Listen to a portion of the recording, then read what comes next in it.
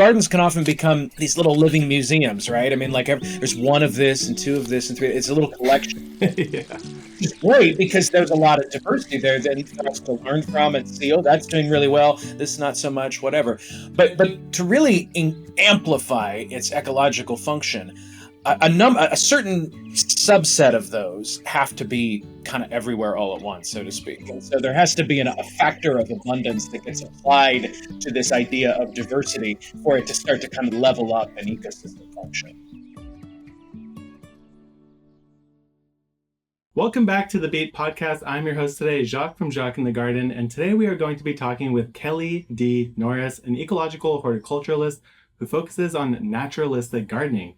His new book, titled Your Natural Garden, A Practical Guide to Caring for an Ecological Vibrant Home Garden, is a wonderful resource for anyone at home trying to bring more diversity and life into their garden.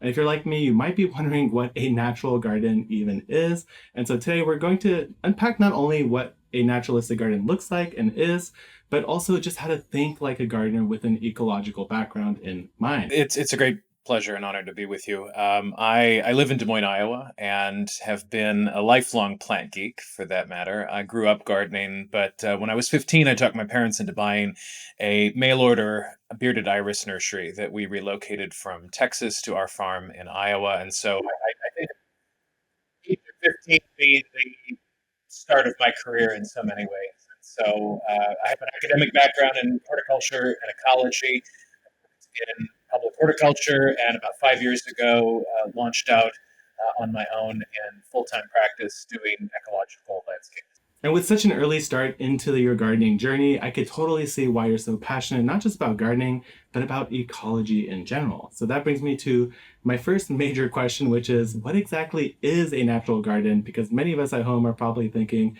well, I've got natural plants, I have a natural garden. So why don't you explain a little bit about what that is and how we can think about it? Well, I think the first thing to say there is that a natural garden is a garden that is very much aware of its connection to its surroundings.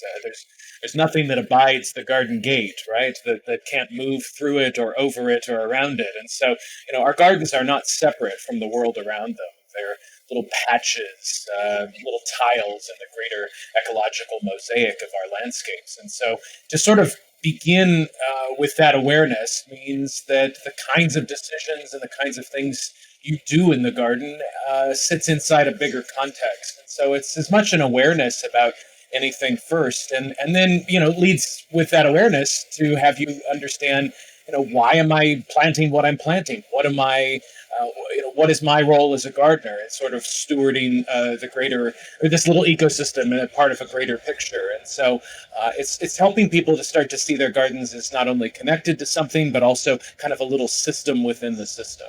Yeah, and my primary focus is to grow vegetables. So I do a lot of vegetable gardening, but I like to think of my garden as like this larger system. So I always have like wild edges, I have native gardens, and I don't want to think about it as like a sterile plot that I've just built a vegetable garden in. I want to think about it as like a living, breathing, I guess, tapestry. It's like always changing. The plants are swapping in and out. They're doing different things in the garden. And there's always room to add in beauty and a little bit of wildness to it. And I think one of the interesting things when I look through the book and all of the beautiful pictures and just really stunning gardens, I think the hardest thing for a beginner to really think about when you're building out a landscape like that is how to get started. And in my mind, one thing I was curious to ask you about is when you're planning out a space like this garden that you're building out, are you always thinking from the perspective of the small plant that's growing into the space? Because that's always seems to be like the biggest struggle when you see these really lush, full gardens. It's like, how did they get there? Like these plants look like they're huge and they've been planted perfectly. But in my mind, I'm thinking you're probably starting off a little bit smaller and allowing it to grow into that space. Yeah, I think that's a great question and a great sort of framework because we always encourage people to start small. I mean, to at least start, with some modesty about what you don't know, and to not try to conquer the world in one growing. Yeah. And so, I think, starting off with, a plot that you can learn from, that you can watch how plants behave and respond in the environment, is always key.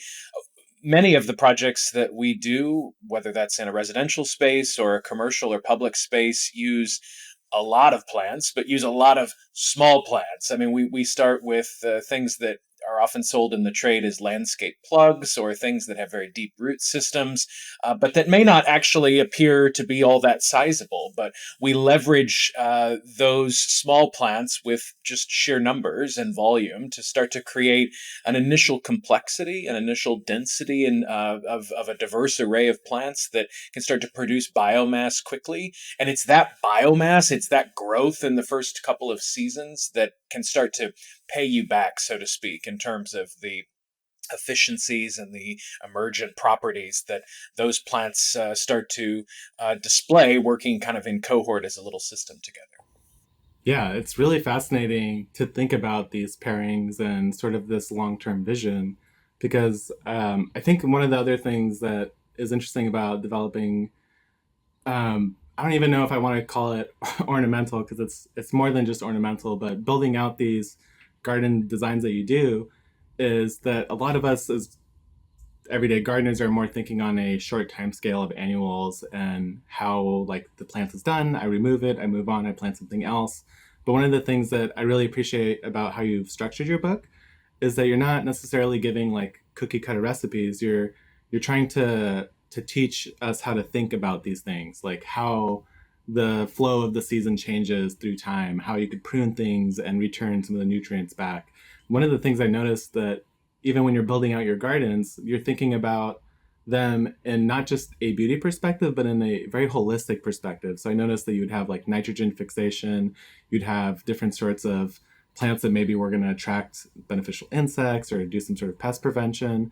So can you maybe talk to us a little bit about how you're trying to use these plants to help each other out in that kind of design when you're building out a space? Yeah, so I mean, we're leaning on plant diversity for all the array of functions that plant diversity has to offer, right? I mean, if you go to Mm. natural systems, for instance, and you see a lot of different kinds of plants, a lot of different kinds of plants that aren't even necessarily maybe related. They're from different families, they're from different ancestries in that way, and so a diverse cohort of plants as part of a system like that bring a diverse set of skills or a suite of behaviors in which they can kind of respond to the environment. I'm making some anthropomorphic suggestions here, but Of course. for the purposes of education. But, so when we think about just the sort of sheer diversity that we can bring into a space, many of our designs often feature 50, 60, 75 different kinds of plants. Oh, You know, wow. they're That's a becoming lot. priorities for natural systems. And that sort of, emergent, again, those emergent properties that come from a lot of different plants sort of living their lives in a common space like that can start to produce a myriad number of resources for the creatures that we share the planet with, whether those are invertebrates or birds or small mammals, what have you. The sheer complexity of all of that together in space creates the framework for habitat beyond whether something actually eats any of it or not. It's a complex sort of architecture that Right. The more life, the better. to nest in or live in or be around. And so, we're thinking about all of those things, whether you have a degree in ecology or not, and can identify and articulate each of those interactions. There is a sort of quantity factor there. It's like the more Okay.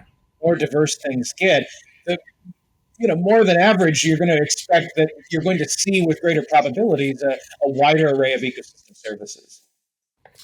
That does make a lot of sense for a variety of reasons. Like even just having diversity is also like an act of safety too, because if one type Right. of plant maybe gets affected by something, like well, you've Absolutely. got like 68 other ones, So it's like you have like this whole like system of backup plans. It also makes it easier probably to address like issues if, let's say, you do start with 70, maybe 10 of those just really aren't fitting that space. They're not able to thrive, and it gives you way more options to change things out without it looking like just a sea of the same thing. Absolutely. So, We durable assumptions in the book. We always want people to, we want people to get more right than they get wrong. But yeah, the site's going to teach you things over time. And so, but the way to get there is to start with the kind of the most honest, the most objective assessments of place and of the plants that you're working with as you possibly can. Like, don't delude yourself, right? Like, be honest about your circumstances and use that awareness, that objective awareness, to create the most durable assumptions for the gardening that follows. Yeah, let's talk about that a little bit more because you sort of break down this approach to the natural garden in four pieces, and place was one of them. And I'm thinking about where I am. I'm in San Diego, so it's a semi-arid climate. If I want to build out a tropical rainforest garden, it's probably not going to work very well. So you have to kind of start with the place. So how do you approach that thought when you're starting off with like a new area? Place is the centerpiece of everything we do. I mean, we want to understand place at a very intimate level, which, as a designer in practice, it means that there are a lot of projects we're not maybe the best resource to serve because we need some time. Frankly, we need some time to understand everything from soils to hydrology to topography. That makes sense. How all that came to be. We want to understand natural history and geological processes to a certain degree if we can. And we do all this, so even for a residential project, we do all of this in a kind of a miniature compressed way. As projects get bigger and just in acreage or something, if it's a public project or a farm or a ranch or a commercial project, I mean, we were able to do that at scale. But all of those insights, what vegetation was there prior to agriculture, human developments. We want to just try to understand all those things because particularly in just the last window of time, the last few hundred years that, humans have been, widely disseminated, particularly across North America and the Northern Hemisphere and that sort of thing. That window of time is the most informative to everything that's taken place in that period of time is the most informative our near-term gardening, with the awareness, of course, that because of climate change, there's uh, a lot about that's changing. And so, we can think about restoring, air quotes, a vegetational structure that might have been there 250 years ago. You can't restore the climate that it lived under. But we can infer from that and know that plants are plastic and adaptable, and that maybe there's always a new way forward. There's a new path forward for the reality that we live in today. So we want to understand place in all of its myriad consequences. Yeah, that's really fascinating to think about. Like the place is not just the physical location, but how it changes through time and through season. Like even right now, like this particular year, if I were to try to start my garden, it would be a hard one because it's the driest year on record in San Diego in 170 years. So it ebbs and flows. Like this year I'm at 5 inches. Last year I had 12 inches at this point. So it's like you have to understand not just where you are, but like the context of that place through time, even through the seasons, Right, is going to dramatically change that. Hi, I'm Logan, one of the co-hosts of the Beet podcast. With spring among us and everyone getting back outside and into the garden, I'd like to introduce you to our sponsor for today's episode, Element. Whenever we're outside and active, we sweat, which means we're losing electrolytes like sodium, magnesium, and potassium. Even if you don't feel thirsty, you can quickly become dehydrated, especially at high altitudes and anytime you're outside doing your thing. And that is where Element comes in. Element is a zero sugar electrolyte drink mix, perfect for gardeners, hikers, nature lovers, and anyone else who loves to get active in the great outdoors. It rehydrates you and keeps you going regardless of the season or the weather. Anyone who's a longtime Beet listener knows that our team loves Element. Jacques and Kevin tear open a packet while working in the garden, and I use it while I'm active too. If you're a sparkling water fan, check out Element Sparkling. It's the same electrolyte mix as their powder packets with the added oomph of sparkling water, canned for easy drinking on the go. It comes in my personal favorite, citrus salt, plus grapefruit salt, watermelon salt, and the exclusive sparkling black cherry lime flavor. As always, Element provides a meaningful dose of electrolytes free of sugars, artificial colors, or other dodgy ingredients. It's specifically formulated for anyone on a mission to restore their health through hydration and helps to prevent muscle aches, headaches, or fatigue. Fans of the Beet can pick up a free sample packet of Element's favorite flavors with their purchase by visiting drinkelement.com/beet. That's drinklmnt.com/BEET. Thank you, Element, for sponsoring today's episode. And now back to the podcast. So that's really cool to like think about how deeply you approach this thought of the place and time. And that also has a lot to do with like the context of what plants you might choose, because a lot of that is place dependent. So that's very fascinating. And one of the other things that I kind of noticed is when you're thinking about this idea of place and biodiversity, it seems like there's like key plants that you are kind of leveraging. I don't know if that's maybe understanding it right, but Yep. like if you're in a particular place that you're looking at, you might say like, oh, there's a couple like really star plants here that are going to do a lot of the maybe diversity heavy lifting or supplying to the soil or just structurally or visual. So is that like some a part of how you approach it is kind of like some keystone diversity, or do you? I know you like broad diversity, but do you sort of have this more like localized approach when you're looking at a place? Totally. You're the what you just described is essentially the concept of a keystone species, and in nature, the there's kind of a Pareto principle that applies in a lot of natural plant communities. A relatively small number of species is doing the vast majority of the work, and whether that's measured in terms of pollen and nectar resources, whether that's measured in terms of biomass. You see this phenomenon play out in many, many different ecosystems around the planet, where there are kind of always a kind of key group of species that are often themselves, quite abundant within systems. And so if let's say in our imaginary construct here, we had 100 species in our plant community, 20 of them might account for more than 80% of the biological, ecological functions of Oh, wow. the system. And so in order to do that, though, it's a numbers game, right? There has to be those 20 species would also probably be the 20 most common species that you would just be able to see and experience in a place like that. And so, that's the thing to keep in mind in gardens. Gardens can often become these little living museums, right? I mean, like there's one of this and two of this and three. It's a little collection. Yeah. Is great because there's a lot of diversity there that for us to learn from and see, oh, that's doing really well, this not so much, whatever.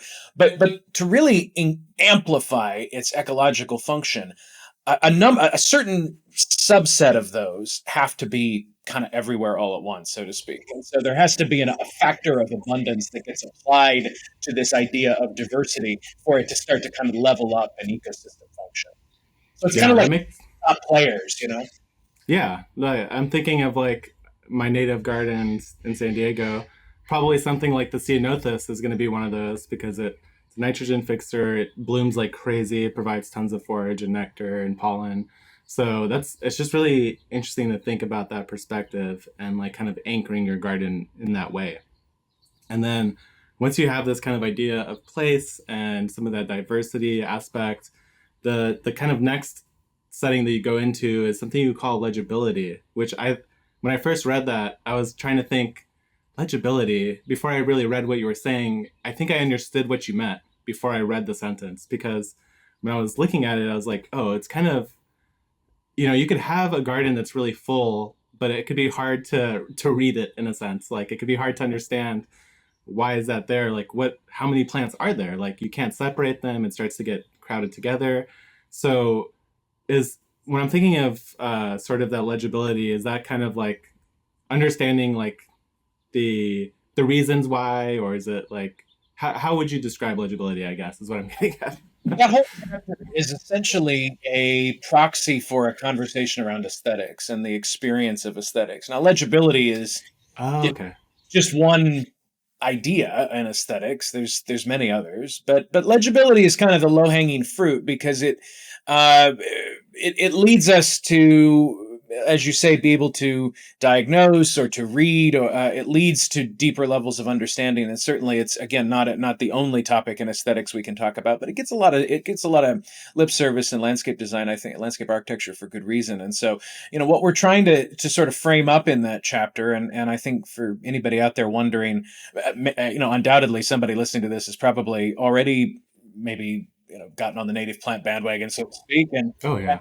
now maybe has a sort of entanglement of sorts. They have a lot of great diversity. We've got to, but what to make of it, right? Maybe your partner or your spouse doesn't see it quite the same way that you do, and so it becomes a conversation then around how do we communicate meaning and intention and display intention, and how do we understand that the nature that people care about is the nature they can experience. And if that experience is one of being over, Mm. people aren't going to care so much, right? They're going to just go, enough. I've had too much. Uh, so we want to try to find a path through that emotional entanglement. I mean, darn the human brain and our emotional wiring, but it is. So how do we find a way through that to start to relate a complex, diverse landscape to the way people want to live with it? Yeah, I mean it's a real thing because I think anyone could have this experience of going to really appreciate anything and being able to like read the the space essentially, like being able to separate pieces and understand like the function of one versus the other. It really does add a lot to it, and it's one of these things that's kind of like an undertone where I don't think I've ever thought about it. I haven't actually read that many landscape design. I've never That's something I'm not that comfortable in, which is why I find this so interesting to learn more about these different principles. But something like legibility is something that I've never heard of, but it just makes a lot of sense because even when I'm thinking about my vegetable garden, I don't want it to look so busy that you can't even see what's going on. I want it to be able to be something where I could show you what's going on and you could understand why it looks like this and why it's placed there. So it is something that I'm going to think about a little bit more even when I approach my garden, is just literally how is somebody else going to read this? I'm going to think about it like that when they come in and look at this space.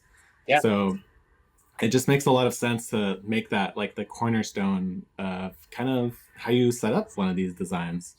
And then so we have place and we have legibility, and kind of naturally going into those is flow. So you have your setting, your area that you've looked at the different diversity you want to bring in, you've kind of mapped out how you want this garden to actually be visible and read it, but now you're thinking about how do you move through this space.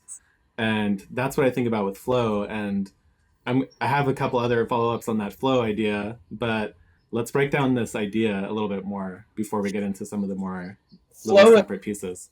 Flow's a big topic, and we the thing about flow is that in a natural garden, I think the thing that becomes very clear even after a few seasons is that whatever idea you had about its design in the beginning, you have to get comfortable with the fact that that design is actually a very living framework. That in fact there is an element of design that comes into focus only through acts of stewardship, acts of gardening, and so flow becomes the gardener's way of managing the flow of energy, the flow of life, the flow of all these things that move physically and maybe not so literally through the garden. I mean, when I talk about energy, I'm talking about physical properties like water. I mean, the hydrology of a space and how that can change through the inclusion. Okay.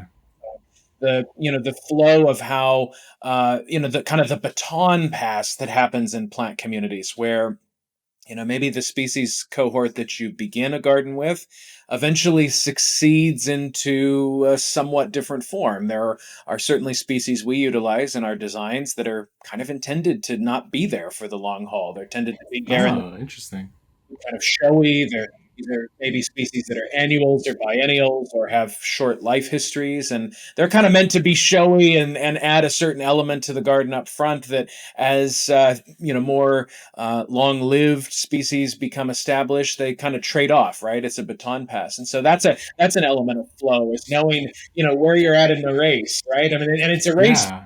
that's not finite. It's an infinite race. It's a race that's always in motion, and the goal of a gardener in that setting is to remain in the race, right? It's an infinite game, to constantly be played, and so that leads one to start to I hope maybe loosen up the framework about which we approach gardens. So often gardens are expositions of control, and what we're trying to do is maybe get people to let up on that need for control, maybe just a little bit, or to understand how the force of control sits within a lot of things that you still can't control.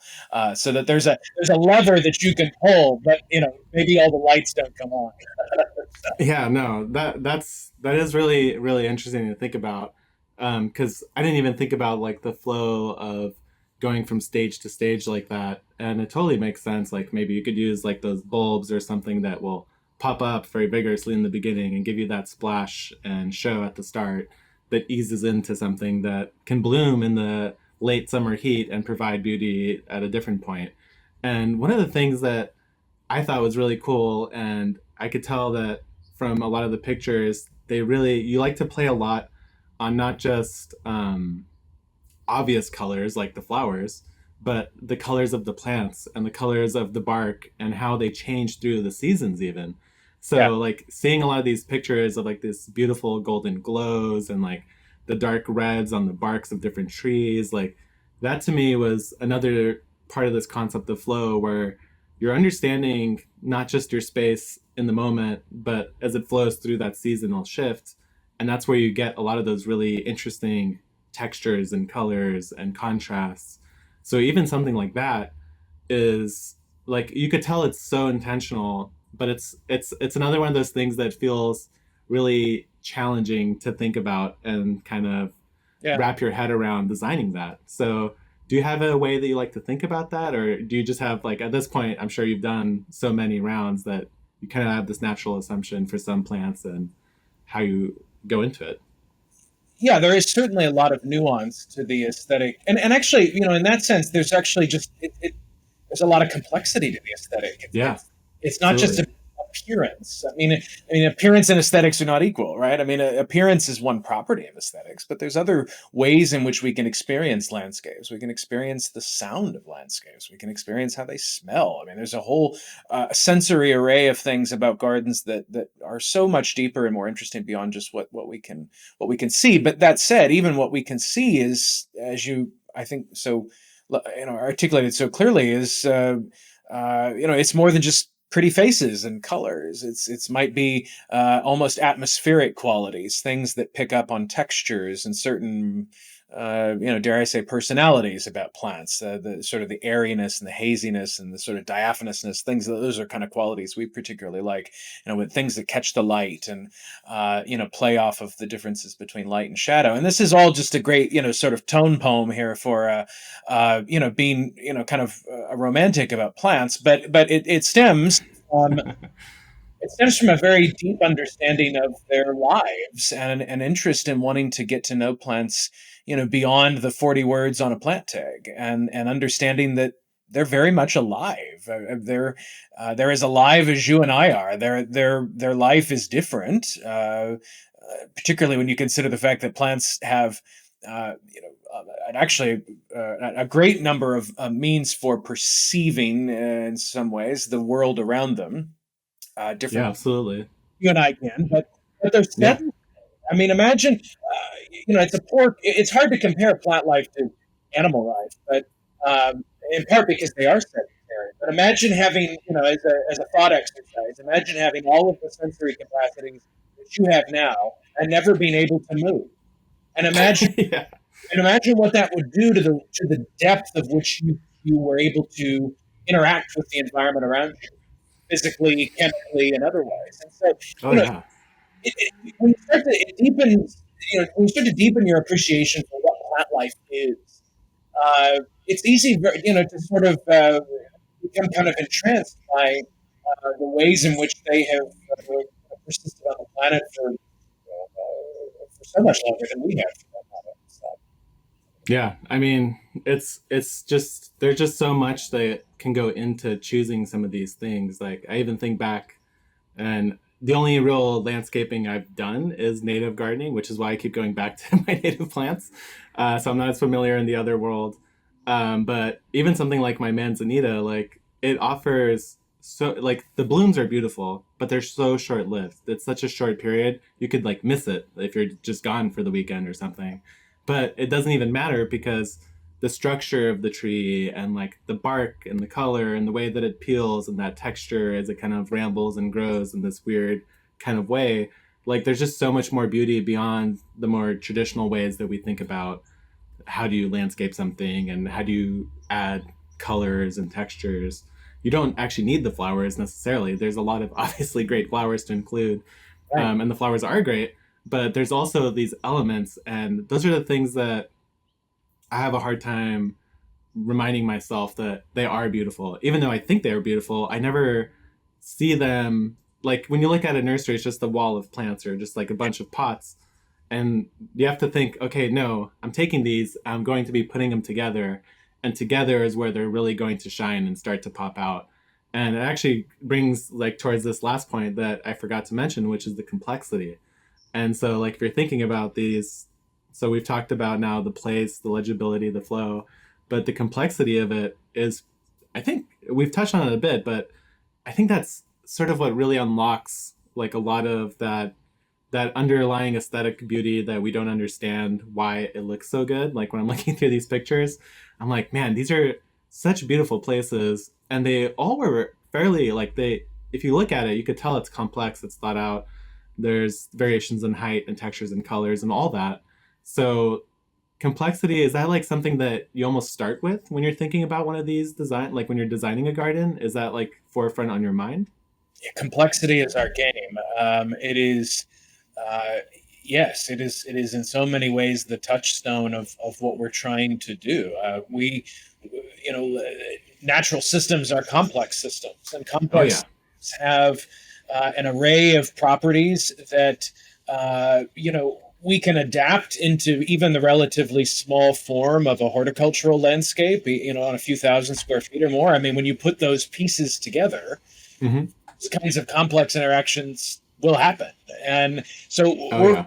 complexity and complex systems theory is just always at the forefront of our thinking, because that's at whatever scale we're working at, what we're essentially trying to do is kind of our mission. And so we live for for things that are complex, and that obviously has, as we've talked about, clear ecological goals. But even on the aesthetic side of things, I mean, we're always trying to push the boundary, and maybe in a way sort of prod people's comfort zone a little bit to say, to because here's the thing, Mm. actually shows that despite our human design sensibilities to want to simplify, research actually shows that people like complex scenes when they're given the option at like a little screen test or something. People like them because they start to infer things from them. They think, oh, if it's complex, it must be diverse, and therefore it must be natural, and therefore it must be good. And there's all these assumptions that people make. They're not always necessarily right, but inferentially, we know from a lot of literature in academic literature, that is, in looking at how people respond and react to natural landscapes, that people, generally speaking, have some basis of understanding or appreciation for them. The challenge becomes Right. in the world they think that should be. And the challenge is that most people have a little bit of a jumping point to make from saying, "Oh, I think that should exist in a natural, or a national forest or a state park. How do I feel about that in my backyard?" And so Yes. that's the bridge we're trying to navigate, trying to push people to say that, like, do you really need such a big sterile green lawn in your backyard, or could you do with a little less of it? And could you have a little more? We're not asking people to about purity tests or giving things up or anything like that. We're trying to come to some reckoning of consilience with the natural world. Yeah, and I think that's a very important thing that a lot of people get stuck into this like idea of this purity test. Like you have to be all in, or you're not part of this idea. It's like no, like anyone can start somewhere. Everyone should start somewhere, and there's no reason to demonize somebody because they like something. Like we could all like work towards maybe more of these naturalistic gardens. I even think about like this complexity when I'm thinking about, as you mentioned, like national parks and outside, is that I meet people all the time who are like, "Oh, the desert's like so boring. Like there's just nothing happening." Oh, And it's no. like, I know. And then it's like it's actually there's so much complexity in this desert ecosystem, and there's actually so much color and texture, especially if you go like sunrise and sunsets or these rainy cloudy days, but it's complex, but it's just more spread out. Yeah, It's not, it just can't be as dense because of how the resources are. that's So right. there's no reason complexity has to be that there's a lot of stuff in one place. It's more about like, I guess, that diversity aspect and the place that you're in, how you're flowing through it. Yeah, So I think that's an important thing for people to remember, is that complex and all this doesn't mean that it has to be busy. right. It just means that you have to think about where you are and kind of what works in your space.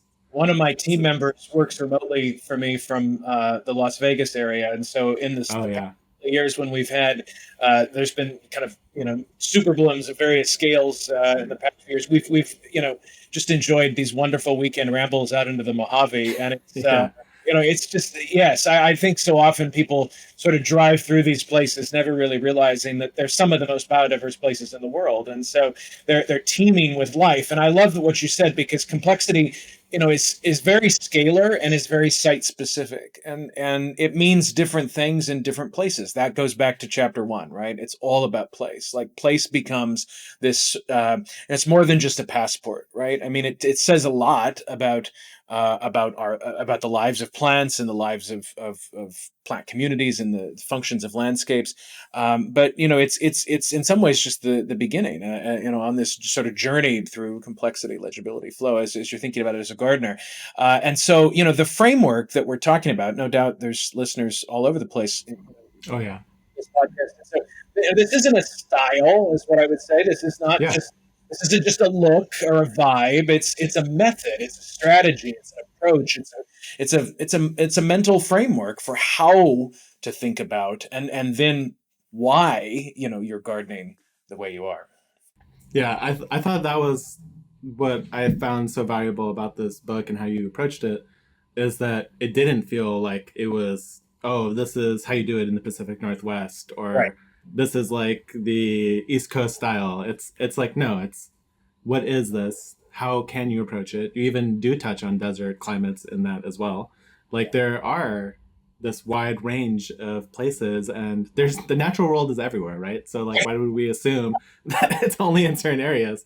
Like of course we could do a natural sort of garden or a natural style wherever we are, Right. and that comes back to that place. So if we're thinking now in the gardener's perspective, so I think a lot of people listening, a lot of people who are vegetable gardeners will dabble in what I'll call ornamental for simplicity gardening. Like they'll have some flowers, maybe a little bit of landscaping.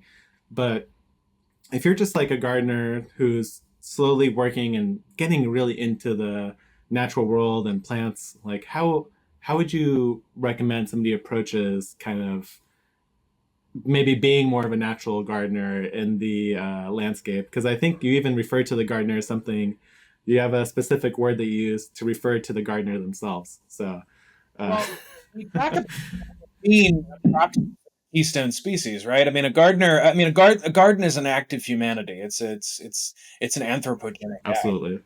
There's but at that, it is clearly an act that has evolved from the complexity of the evolution of not only our biology as a species, but the way in which our cultures have evolved. And so it's interesting because planting, as you and I do it, is really unique in ecological terms. There are very few other species on the planet that we could name that plant Yeah, that's a good point. the way you and I do, right? I mean, there are other species that plant for sustenance. You think about a squirrel, stashing acorns or something. That is an act of provisioning, and that is a biological act about sustenance. And Mhm. certainly the kind of gardening you're doing, and a lot of people are listening doing, is acts of sustenance. Yeah. But it is well within our capacity, in the context of the conversation we're having, to say we can make a decision today to get up and plant something that isn't just for us, it isn't just to satisfy our biology, but it's to satisfy some idea that we're connected and a part of something. Maybe it's modestly altruistic. Maybe it is self-serving in one sense in the short term, but has much more environmental consequences in the long run. That choice is unique to our species. And so I Mm. in a sense there is nothing more of there is no more natural act than that, because it is an exposition of our biology. It's an exposition of the way we've evolved in the world. That doesn't mean that we're at the top of the food chain. It doesn't mean that we're in command of the garden exactly. But it does mean that there are choices and decisions and consequences in the garden that come back to us as a point of action. And so a keystone species in ecology, like we talked about earlier, is a species that is kind of like, is in orbit with a great number of other species around it. And if it was to fall out of that orbit, some of those connections would break and would fall apart with it. And certainly Oh that's yeah. in a garden. Like you, the gardener, kind of are not necessarily the center of the universe, but you're holding a lot of things by virtue of the decisions and choices and things Yeah. you're doing out there. So that's the construct we want to get people to thinking about, is a little bit to say, you have some responsibility that comes with your power here, and to think about how we make choices that have larger ripple effects beyond our more immediate needs. Yeah, that's true. It's very interesting to think about, like, as a human species, like how much we can do. And in terms of planting, we could also transplant, like, let alone like starting a seed. Like we could put whole plants in the ground wherever we want that are Right. already alive. And so it's one of these things where I always try to, like we talked about earlier, it's not about like the being dogmatic even necessarily, but about Right. helping people understand, like, you could do little steps towards this goal. Like you don't have to cold turkey, like try to change everything about how you are today. You could do things as simple as put some perennials that maybe are native to your region, or that are building on your diversity, or just expanding your diversity in general is a good way to start. Yeah. And I think another kind of approach that you talk about in the book is how to like use the plants and cycle their like nutrients, and pruning, and sort of keeping all these plants alive and active in the same space. But there's not always one approach to things. There's so many approaches to different ways of doing it. And I think trying to be more naturalistic, even of how you're thinking about it, and even about like who you're bringing in to your environment, is so huge. Like even just the act of adding all the plants that I've added, even if I'm not intending to build this more diverse web, just the act of having my garden has led to so many more birds, for example, being in my space. That wasn't even necessarily the original intention. Like we were just trying to grow vegetables to have a garden. But now, as a consequence, not a consequence, as a bonus, I guess, we have more life. There's bird songs. There's little California towhees jumping around the garden, kicking through the straw, eating pests, and it's just become like much more relaxed. I think when I first started gardening, a lot of people start with this approach of like fighting. You're fighting off the elements, you're fighting off the insects, the disease, and kind of allowing things to reach a balance and kind of this natural ebb and flow where I'm not fighting anymore. And I honestly feel like I'm doing less work in my garden, and my garden is actually more productive.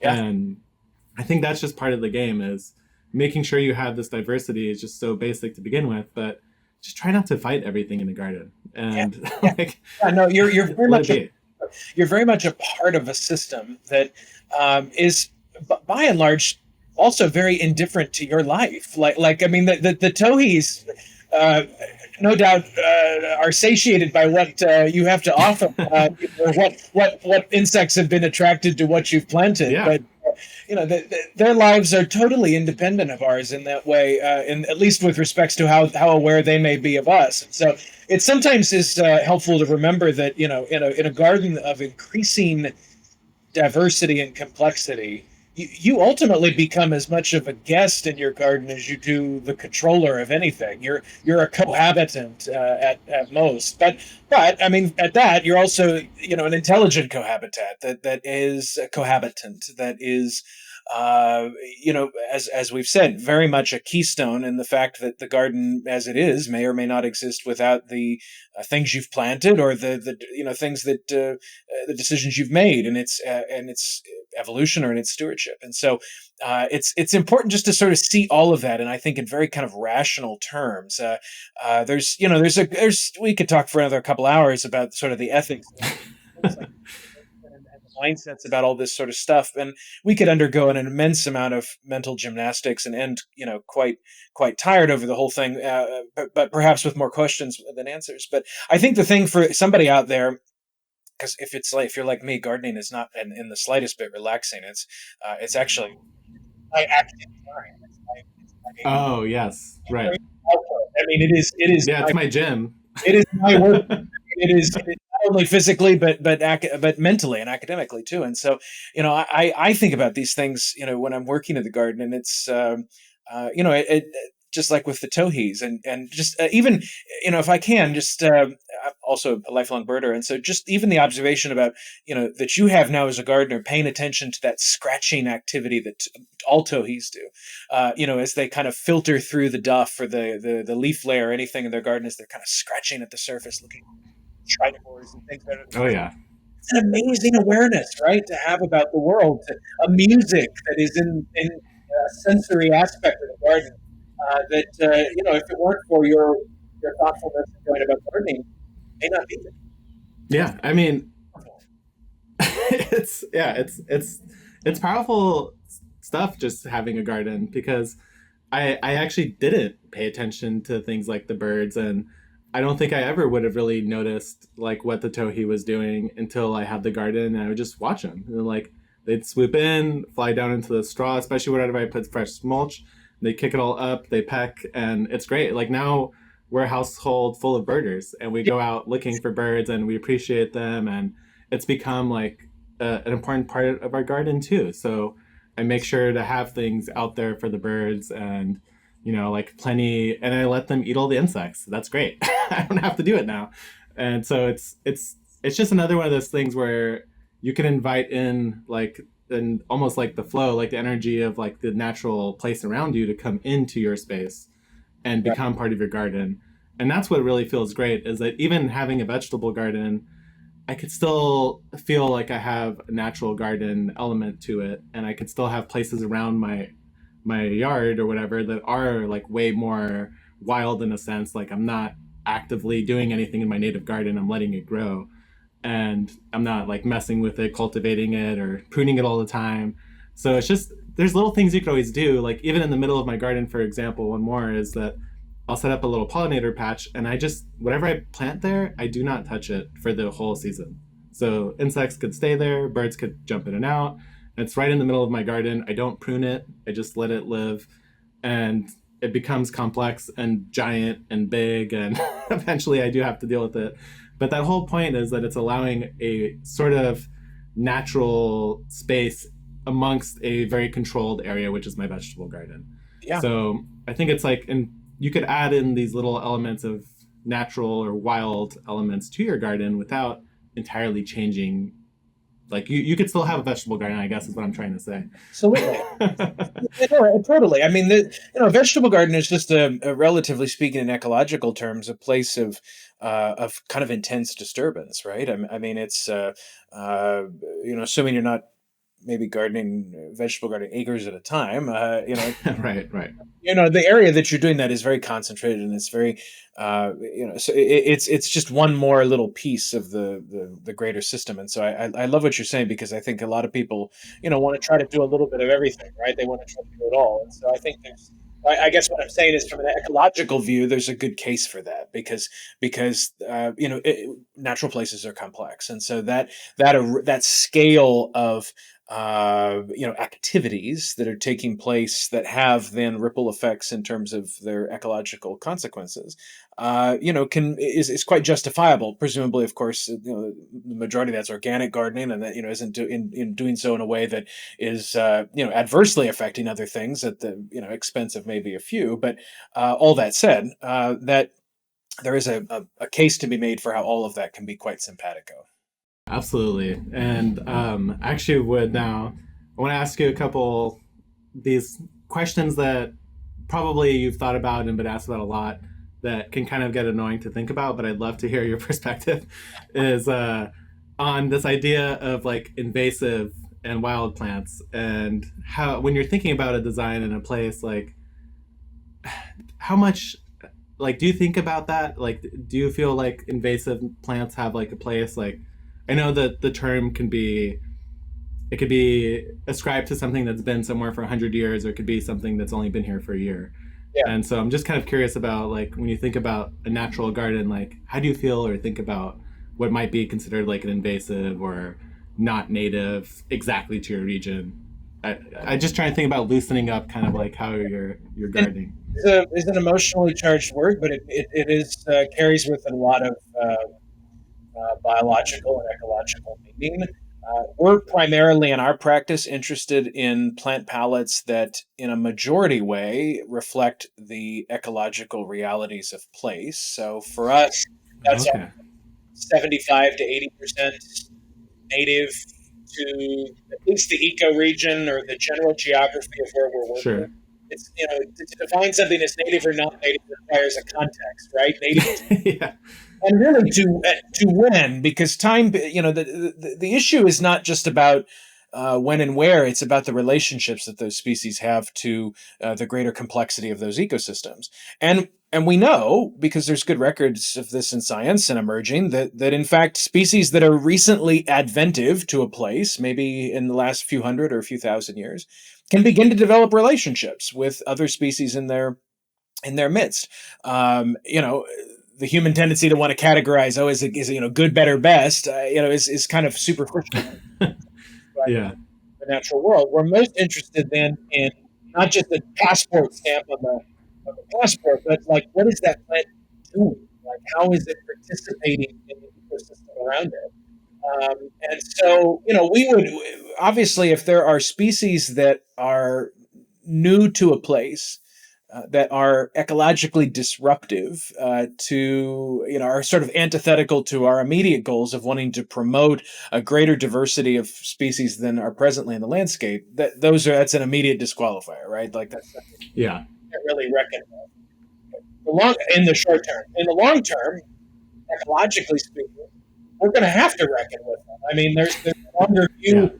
Yeah. They don't need our help, and species of that character, that behavior, certainly don't need a helping hand from us. But we're going to have to swallow the reality that, of course, that there is a lot of novelty that that humans as a species in ecological terms have introduced to the landscape, and there's short, medium, and long-term consequences to all of that, and effects, I think, that that could also happen that we may not be fully aware of yet either. And so, as a scientist, I have an artist's heart and a scientist's head, and the scientist's head part of me says, we should remain open to the questions that we don't have answers for, and continue to ask good questions of the world around us. But it's almost always more complex than what you think it is. So I don't rest on those laurels at all. But I am fully aware that there are immediate short-term things we need to be concerned with, and for us, that's again focusing, the foundation of gardens on on a majority base, 75, 80%, whatever that number is, on plants that are native to the regions we're working in. Yeah, I mean that makes a lot of sense. I guess first of all, like thinking of the place, but also like you wouldn't want to put something like a Japanese knotweed that's going to tear through and take over your garden and make it impossible to even do anything. So yeah, it's just one of those things that it's funny to think about, like what is invasive, what isn't invasive, and I try to keep things like when I am adding landscaping plants, I'm really trying to be as native as possible. But like there's this one native tree I really like the Santa Cruz ironwood. And technically it's not native in San Diego, but it's native in California. I'm like, you know what? It's coastal California. Like, I don't feel guilty at all, of course, first of all, but I felt like that's close enough. And I could feel good about adding this in. There's obviously going to be the same species that live up in Santa Cruz pass through here. They could still make use of that space. So that's totally justifiable in our, particularly in a space, a part of the world like Southern California that is relatively ecologically disturbed in terms of the footprint of human activities. Again, that doesn't justify anything, but it does contextualize the fact that if you can probably go buy Santa Cruz ironwood, which is a regionally native species, at a nursery near you, you're not the only one who's planted one already. Yeah, that's true. It's sort of out there, whether you decide to do that or not. So yeah. I mean, so it's when you're thinking in the garden space, this is just to help encourage everyone. Like, you don't have to get rid of anything. You could just add and build on what you already have, or start a new patch somewhere and try to think about your place. Because I think one important thing to remember about place and gardening is that there's only certain parts of my yard particular, for example, that I could really grow my vegetables, like places that have full sun, that are like accessible. But there's also all these other regions where I don't necessarily have good access to irrigation, or maybe it's shady. And those are great places to start thinking about adding in more natural gardens, things that are maybe native that can do just fine without you doing any work at all. And so there's always somewhere in your space where you could actually play with things like that. And you don't have to even sacrifice prime real estate. I've actually loved adding in all these landscape plants to areas that I haven't used before, because now there's something to look at. It's something beautiful. There's something growing. It's not just like weeds and random invasive ornamental plants or whatever that were planted before. It's now like becoming its own place that is its own like little ecosystem within my larger ecosystem of my yard. So it's been great chatting with you today. And your book is really fun to just kind of help you think about and learn about the natural garden. I had a great time even just flipping through a sort of PDF version of it to get a sense for it. And now I'm like excited to think more about these colors and textures and complexity and just diversity in general. Like maybe I should have, instead of like 4 yarrows in my native area, maybe I should add like 2 other types of native flowers and try to add a little bit more complexity and diversity that way. Yeah. So thank you for coming on. It's been a real pleasure chatting to you about natural gardens. And I hope that everyone at home will think about this and try to think about ways that you could become a natural garden. And again, the book is Your Natural Garden by Kelly Norris. And I think anyone who picks it up would find that they would definitely learn something in the process and maybe have a better understanding of how to approach and think about complex landscape design, or even just elements about being natural in your garden. So thank you. Thank you so much, and cheers to good planting.